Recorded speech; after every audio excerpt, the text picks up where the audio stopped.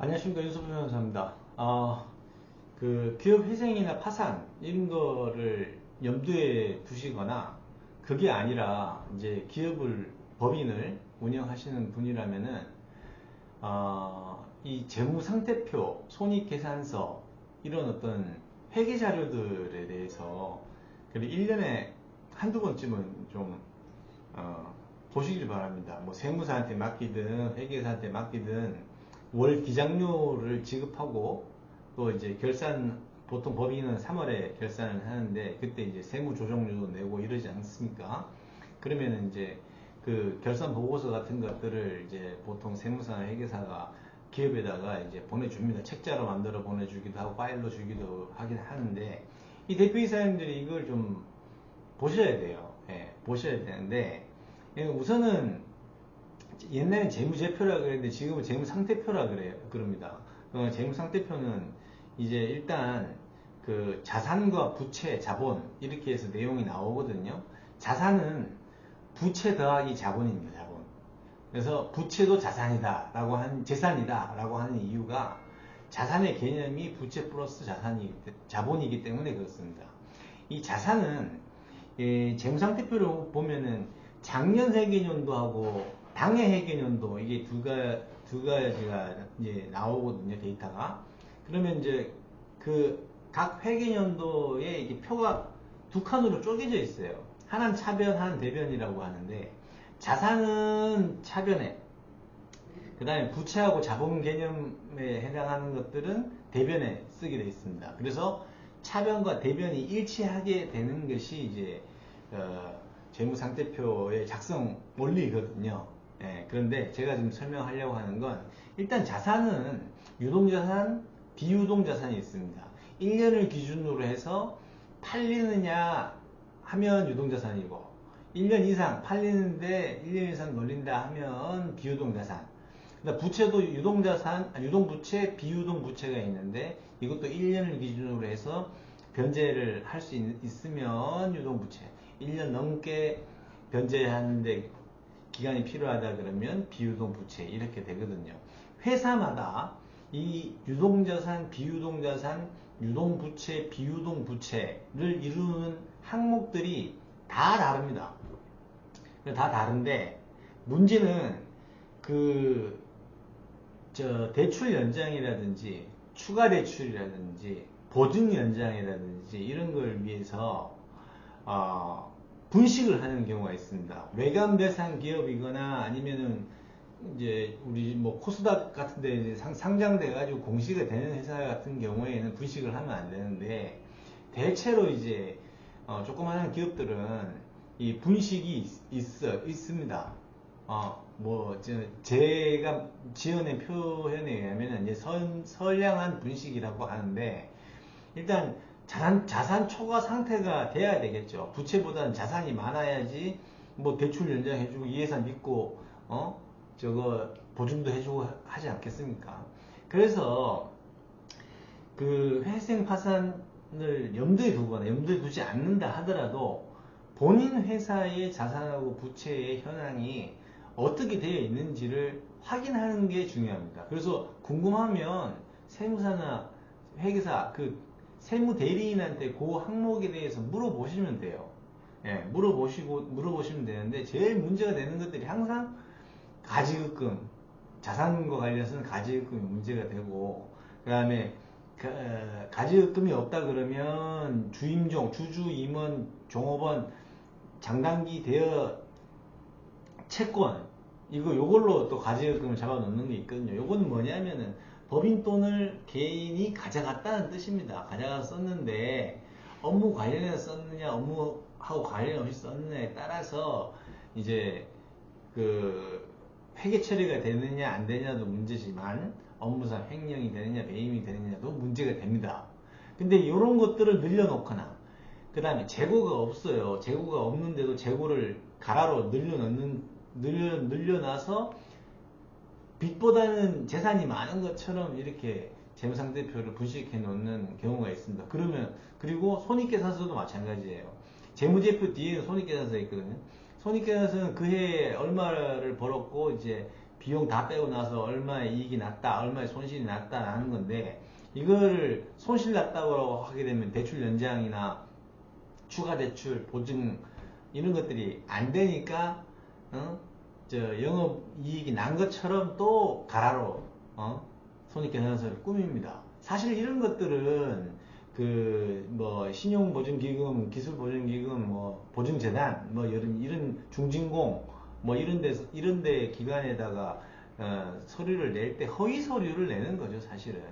근데 이제 원칙적으로 허위 서류를 내면은 대표이사라든지 이제 책임경영이익약정, 투명경영이익약정 뭐 이런 걸 작성한 사람은 법인의 채무에 대해서 연대 책임을 질 수밖에 없거든요, 원칙적으로는. 근데 시중에서 다 그렇게 하고 있기 때문에, 그리고 이제 기보, 신보 뭐 이런 기관들조차 그것들이 거기에 있는 기재된 것이 사실인지 아닌지, 허위인지 진위인지 이런 것들을 가려야 될 의무도 있는 거거든요. 그래서 뭐 그런 소리를 냈다 그래가지고 곧바로 뭐 책임경영 이익 약정 물어서 연대 책임을 물리고 이러지는 않습니다. 현실 세계에서는. 예, 근데 이제 이 재무상태표를 일단은 좀 재무상태표 손익계산서가 분식이 된다라는 건 대표이사도 어느 정도 알고 있을 거예요. 왜냐하면 쪼들리면 뭐 손실이고 뭐 그게 뭐 괜찮았다 그러면은 뭐 제대로 했겠죠. 근데 저 뭐 다른 건 다 차치하고 재무상태표의 이 항목들을 계정이라고 합니다. 계정이라고 그래요. 뭐 예를 들어서 뭐 현금 및 현금성 자산, 매출채권, 그 다음에 단기 대여금, 뭐 미수금, 뭐 요런 것들, 그 다음에 뭐 임차 보증금, 기타 보증금, 뭐 그다음 부채 같은 경우는 매입채무, 뭐 예수금, 뭐 가지가지 뭐 이름 붙이기 마련인데 이런 항목들을 계정이라고 그럽니다. 그럼 여기 나와 있는 수치는 어떻게 해서 산정이 된 것인가? 그거를 알려면 저 뒤에 이제 결산보고서 뒤에 가면은 계정별 원장이라고 있습니다. 계정별 원장. 그러면 우리 회사의 유동자산, 비유동자산, 유동부채, 비유동부채 이거와 관련된 세부 항목들이 나와 있어요. 예, 그러면 거기에 기재되어 있는 것만이 회사의 자산이거나 부채인 거죠. 거기에 기재되어 있지 않다면 제3자의 자산이거나 부채인 거예요. 예. 그래서 만약에 이제 제대로 결산하는 것이 제일 중요해요. 성실하게 하는 게 중요하고, 만약에 이제 손실 났거나 부채 초과 상태인데도 이제 가라로 자산 초과 상태나 영업이익이 나는 것처럼 했다면 부담하지 않아도 될 법인세 같은 조세를 부담하게 된 거거든요. 그래서 나중에 이제 회생 파산을 하게 되면 이런 것들을 고쳐야 됩니다. 분식을 제거를 해야 돼요. 그 항목에 예를 들어 재고가 10억이라고 적어놨는데 실제 재고가 없으면 왜 그렇게 했는지, 이거는 이제 대출 연장이나 뭐 재무 건전성이 좋게 보이도록 하기 위해서 이렇게 올린 겁니다. 기재한 겁니다. 라고 설명을 하든지 그렇게 해야 돼요. 안 그러면 이제 회계 처리 방법상 뭐 폐기 처분이라든지 여러 가지 방법이 있는데, 그거가 중요한 게 아니고 실질적으로 있는 자산, 있는 채무, 없는 자산, 없는 채무 이런 것들이 중요해요. 채무는 대체로 정확하게 적어요, 보통. 근데 자산과 관련해서는 분식이 많거든요. 그래서 자산을 조정하는 거를 이제 수정 재무상태표를 만든다, 뭐 이렇게 얘기를 하기도 하고, 그 다음 시체말로 이제 가결산 한다고 하기도 해요. 근데 이제 3월에 결산을 이제 보통 법인은 한다고 했지 않습니까? 그러면 결산을 하고 나면은 시간이 좀 지나고 나면 이제 회생파산 이런 걸 하려고 그러면 저 장부는 이제 가라지 않습니까? 실질적으로 회사의 자산 현황이나 부채 현황을 반영을 못하고 있거든요. 그래서 가결산을 특정일을 기준으로 해가지고 제대로 해야 됩니다. 이때 이제 차대변이 안 맞을 수가 있어요. 예를 들어 재고가 10억이 있었는데 재고를 1억으로 줄였다 그러면은 그럼 어떻게 돼요? 원칙적으로는 9억 원치 재고를 팔았다는 얘기거든요. 팔았다 그러면은 부채도 뭐 그만큼 비율적으로 줄여야지 이게 맞는 건데 안 맞거든요. 이게 없는 재고를 분식을 제거하고 실질 1억 재고가 있는 것으로 실질대로 재무상태표를 수정하다 보면 이게 뭐 부채는 줄지 않고 자산만 없어지는 그런 불일치 현상이 발생합니다. 근데 그렇다 하더라도 우리는 지금 이제 국제 회계 기준 여기 회계 준칙에 맞춰 가지고 지금 하는 게 중요한 게 아니라 실질적으로 채권자들한테 얼마를 변제하고 배당할 수 있느냐 이런 것들을 소명하기 위해서 자료를 만드는 것이기 때문에 회계 원리에 맞지 않더라도 분식은 제거해서 수정 재무상태표를 만들어야지 됩니다.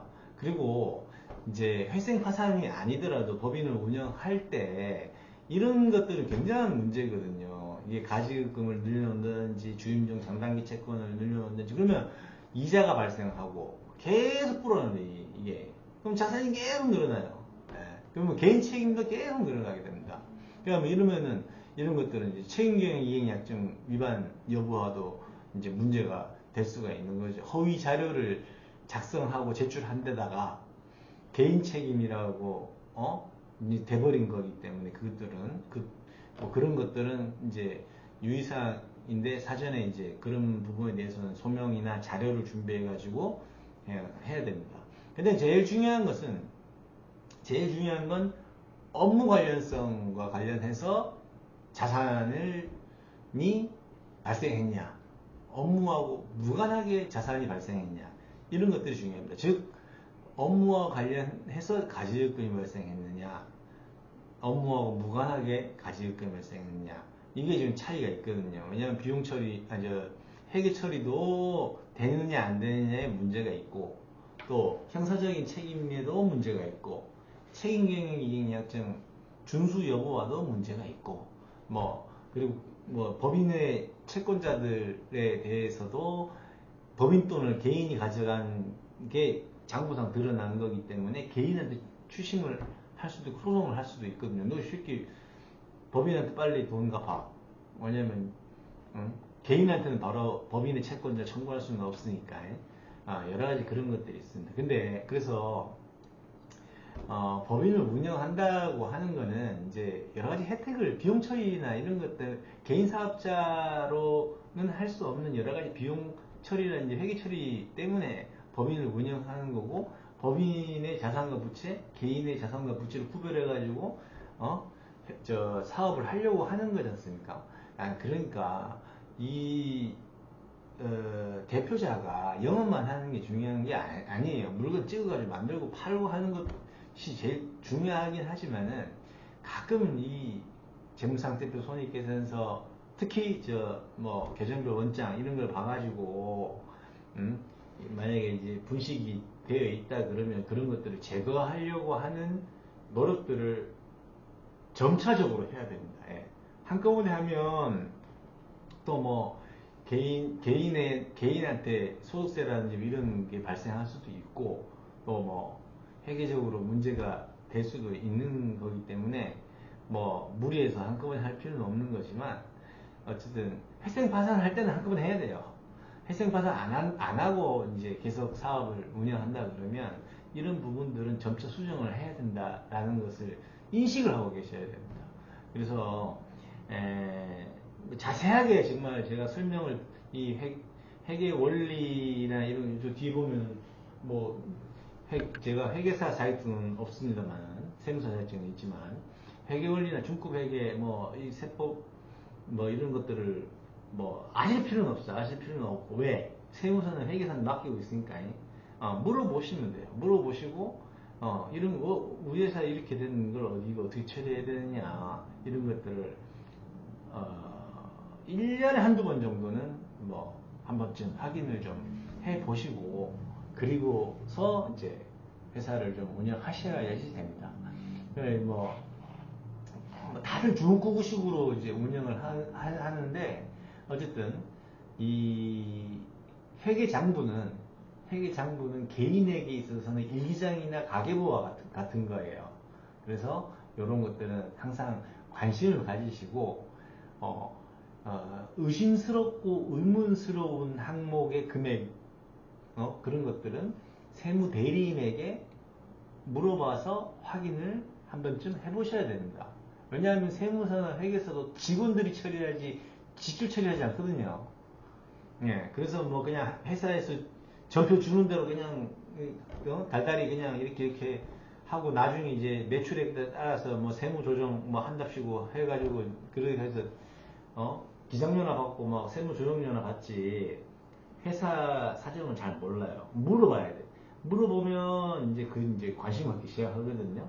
그러면 그 항목은 이렇게 해서 그렇게 해서 대표님이 요구한 거 아닙니까? 아니면은 우리가 이런 이유 때문에 이렇게 한 거 아닙니까? 뭐 여러 가지 이런 얘기들을 들을 수가 있거든요. 그리고 사후 처리는 어떻게 할 수 있냐? 그러면 이제 이렇게 하는 게 좋겠습니다. 뭐 여러 가지 답변을 들을 수가 있습니다. 달달이 뭐 보통 파면 8,000원 주잖아요, 기장료. 저도 주는데. 그리고 이제 세무조정료는 이제 매출액에 따라서 이제 금액이 1년에 한 번씩 나오는 거니까 그거는 뭐 그렇치고.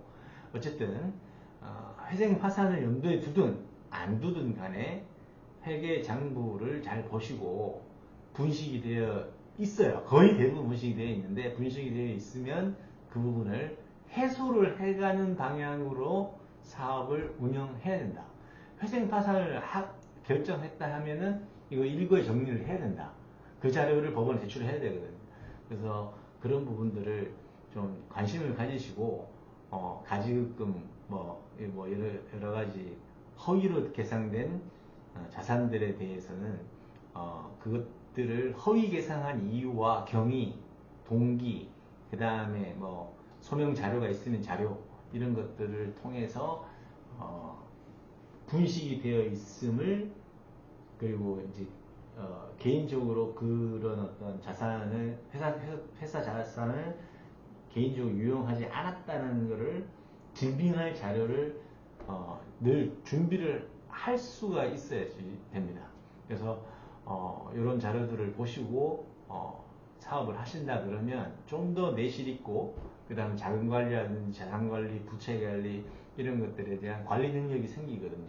그래서 이런 점들을 좀 염두에 두시고 사업을 운영하시면은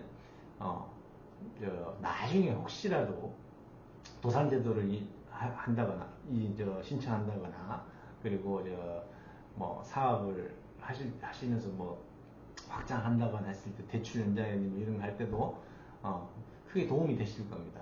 그래서 이런 장부를 좀 들여다 보셔라. 전에도 그런 동영상을 찍은 것 같은데 다시 한 번 더 당부드리기 위해서 말씀드렸습니다. 오늘 여기까지 말씀드리겠습니다. 감사합니다.